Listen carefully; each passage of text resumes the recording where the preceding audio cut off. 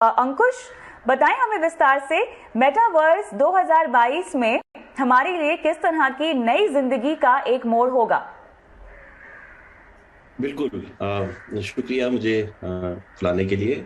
Metaverse एक ऐसा sector आने वाला है जिसमें हम हर चीज को वर्चुअली देखेंगे, इवन अपने आप को भी। जो अभी हमने ऑलरेडी देखना शुरू कर दिया है फिजिकल शॉप्स को वर्चुअली, लेकिन अभी अपने आप को वर्चुअली देखना शुरू करेंगे। अगर आपको पता है एआई वीडियो बॉट कोरोवर का जो आईपी है, कोरोवर का जो प्रोडक्ट है, तो उसमें हम किसी का भी एक वर्चुअल पर्सोना बना सकते हैं और कोई भी आपसे बात वर्चुअली कर सकता है, आप लाइव अगर है या नहीं भी। तो अगर आप देखेंगे वेब 3.0, एक तो मेटावर्स जिसमें हर चीज वर्चुअल होगी और कनेक्टेड होगी। अब क्या होता था कि एक यूजर कंप्यूटर से बात करेगा, वेब 3.0 में कंप्यूटर कंप्यूटर से बात करेगा, और यूजर हम ह्यूमन एक वर्चुअल फॉर्म लेगा और हर चीज कनेक्टेड होगी। वेरिएबल डिवाइसेस ज्यादा आएंगी और कुछ चीजें जो ऑलरेडी आ चुकी हैं वो काफी इंप्रूव होंगी। So with AI, artificial intelligence और कन्वर्सेशनल एआई वर्चुअल असिस्टेंट, उसके हम यूज केसेस काफी देखेंगे अभी हम रोजमर्रा की जिंदगी में। क्योंकि यहाँ पर हम 5G टेक्नोलॉजी की भी बात कर रहे हैं अंकुश, और ऐसे में मेटावर्स की भी बातचीत चल रही है, जहाँ पर समझाया अभिषेक ने कि कैसे कम्युनिकेशन सेक्टर में इसका बोलबाला पहले शुरू हो जाएगा और कैसे एक्सपेरिमेंट के तौर पर तो गेमिंग में ऑलरेडी हम इसको देख ही रहे हैं।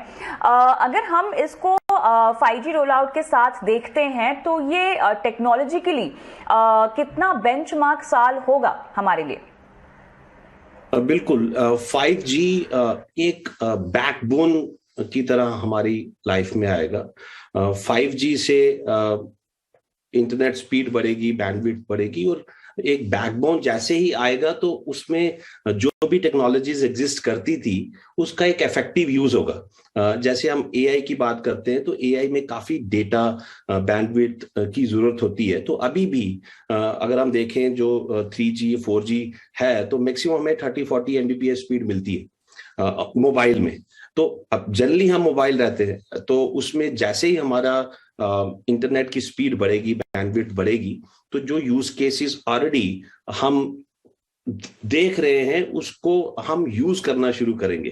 अभी जैसे पहले भी बोला अभिषेक ने कि जो मेटावर्स है तो वो कम्युनिकेशन में पहले आएगा। तो कम्युनिकेशन एक्चुअली आपको जरूरत होती है जब थोड़ा आप घर के बाहर भी होते हैं, रिमोटली या बाकियों से कनेक्ट करते हैं।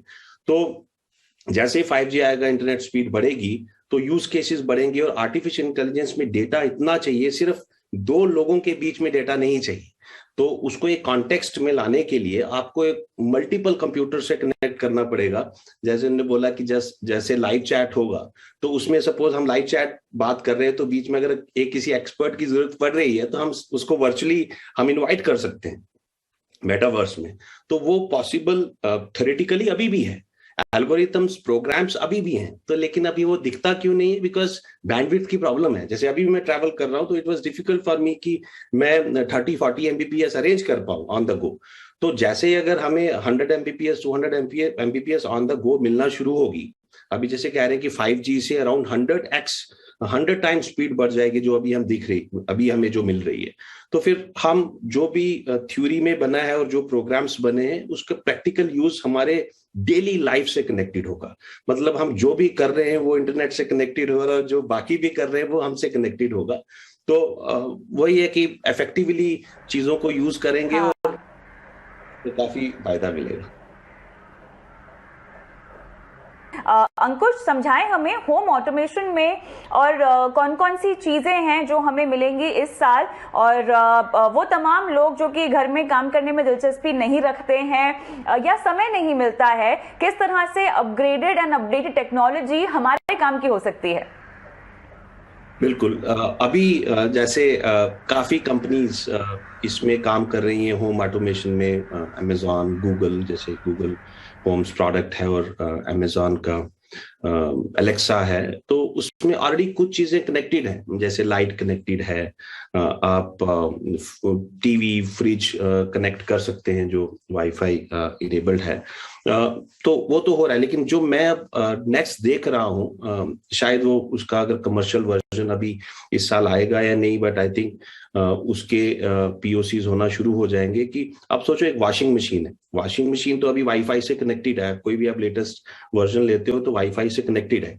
अगर उसमें थोड़ा एआई आएगा, अभी एआई नहीं है, इट्स जस्ट ऑटोमेशन है अभी। अब सपोज कि आपने डिटर्जेंट उसमें डाल दिया, जब अभी हम डिटर्जेंट डालते हैं जब वॉश करना है, सपोज हमने 1 लीटर उसमें डाल दिया, जब उसको लगेगा कि अच्छा अगर 20% रह गया तो आपको एक अलर्ट आ जाए, ये फर्स्ट लेवल हो गया। तो अगर आप सोचो कि अगर अलर्ट आने के साथ साथ मेरा अगर कॉमर्स पोर्टल में, ई कॉमर्स पोर्टल में ऑर्डर भी चला जाए और खत्म होने से पहले में मुझे एक नया डिटर्जेंट भी मिल जाए, राइट, तो मुझे ऑर्डर भी नहीं करना पड़ेगा। तो उस तरह की चीजें, जैसे अगर मैं ई शॉपिंग का बोला तो वो भी एक कंप्यूटर प्रोग्राम है। जो अगर वॉशिंग मशीन में अगर मैं वो इंटेलिजेंस की बात कर रहा हूँ, वो भी कंप्यूटर है। कनेक्टेड सिस्टम वेब 3 में क्या, वेब 2 में अभी जो हम वेब 2 में है उसमें क्या है कि एक सर्वर होता है और बाकी यूजर्स क्लाइंट्स होते हैं, तो सर्वर से डेटा क्लाइंट में आता है। तो अब जो हम वेब 3 की बात कर रहे हैं उसमें कंप्यूटर से बात करेगा और डिस्ट्रीब्यूटेड डेटाबेसेस रहेंगे और डिस्ट्रीब्यूटेड सिस्टम्स रहेंगे और सोशली भी हम कनेक्टेड रहेंगे। तो ऐसी तरह की मैं टेक्नोलॉजी देख रहा हूं। शायद कमर्शियल इम्प्लीमेंटेशन थोड़ा टाइम लेगी, बट मुझे लगता है कि एक्सपेरिमेंट्स होना शुरू हो जाएंगे। और अभी भी जैसे कुछ चीजें, सपोज आप लाइट लाते हो तो वो शायद एलेक्सा के साथ चलेगी या गूगल के साथ नहीं चलेगी, एप्पल में चलेगी, एंड्रॉइड में नहीं चलेगी। तो मुझे लगता है वो थोड़ा, उसको थोड़ा और ओपन अप होने की जरूरत है। जैसे ब्लूटूथ किसी के साथ भी चलता है, तो ये जो कनेक्टेड वेब है, तो मुझे लगता है थोड़ी और टेक्नोलॉजी एग्नोस्टिक होगी। और अगर मैं रोजमर्रा की जिंदगी में बात करूं, जो हम खुद ही इतना एक्सपीरियंस अच्छा करने वाले हैं कि जैसे अगर आपको पता है इंडिया में ई कॉमर्स सिर्फ 3% है, जस्ट 3%। अमेरिका भी इतना एडवांस नहीं है, उसमें 15% है। तो वो क्यों है? क्योंकि जब हम शॉपिंग करते हैं तो उसमें इतना सिंपल नहीं है। हम प्रिविलेज्ड लोग हैं, शायद हमारे लिए थोड़ा इजी है, but not the whole India. उसमें हम बोलते हैं add to cart, check out, right. अगर आप सोचो, हम दुकान में जाते हैं, बोलते हैं भैया मुझे आशीर्वाद आटा के 10 बैग दे देना, अच्छा 5 और दे दो, कितना हुआ? अच्छा तो आप 1 निकाल दो, आप कितना हुआ? ठीक है भैया दे दो। तो so what ever I just said, ये हम दुकान में जाके, किराना ग्रोसरी स्टोर में जाके बोलते हैं। हम खुद, मैं इतना फ्यूचर की बात नहीं कर रहा, वी हैव ऑलरेडी इम्प्लीमेंटेड, वो यूजर्स ऑलरेडी ऐसे बात करके शॉपिंग कर सकते हैं। अगर आपको ट्रेन टिकट भी बुक करना है तो आप ऐसे कर सकते हैं कि मुझे बैंगलोर से दिल्ली लोहड़ी के 5 दिन के बाद जाना है, राजधानी में 3 टियर AC में, तो बुक कर दो। As simple as I just said. तो जो मेटा है, so it's kind of getting implemented now, it's not very futuristic. तो ये हम देखना शुरू कर रहे हैं और यूज केसेस बढ़ेंगे। और मुझे लगता है हम अपने आप को अलग नहीं कर पाएंगे टेक्नोलॉजी को। That would be very much part of the life.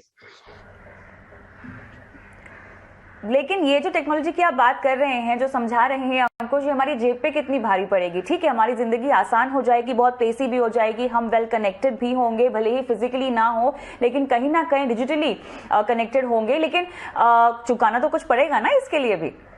नहीं। सो इनफैक्ट अगर यूजेज बढ़ेगा तो कॉस्ट रिड्यूस होगी। अगर आप देखो कि अगर मैंने एक ऐसा सिस्टम बनाया है, जो हमने बना दिया है, तो सपोज इंडिया की सिर्फ 3% पॉपुलेशन उसको यूज कर रही है, राइट।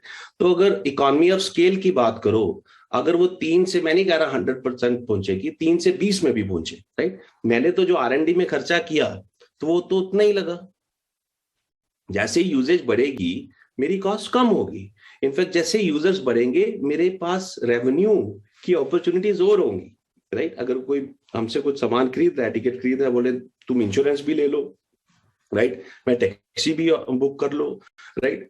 अगर यूजर्स बढ़ते हैं, कॉस्ट मुझे लगता है बढ़ेगी नहीं, कम होगी, क्योंकि R&D कॉस्ट सेम है। यूजेज में ठीक है, बैंडविड्थ थोड़ा उसका कॉस्ट बढ़ेगा, डेटा का थोड़ा यूजेज बढ़ेगा तो थोड़ा कॉस्ट बढ़ेगा, लेकिन वो उतना कॉस्ट नहीं बढ़ेगा जितना जो R&D में कॉस्ट लगता है और जो एक प्रोडक्ट या फीचर यूजर को देने में लगता है वो काफी कम हो जाएगा जब यूजेज बढ़ेंगे और रेवेन्यू मेकिंग अपॉर्चुनिटीज काफी बढ़ेंगी।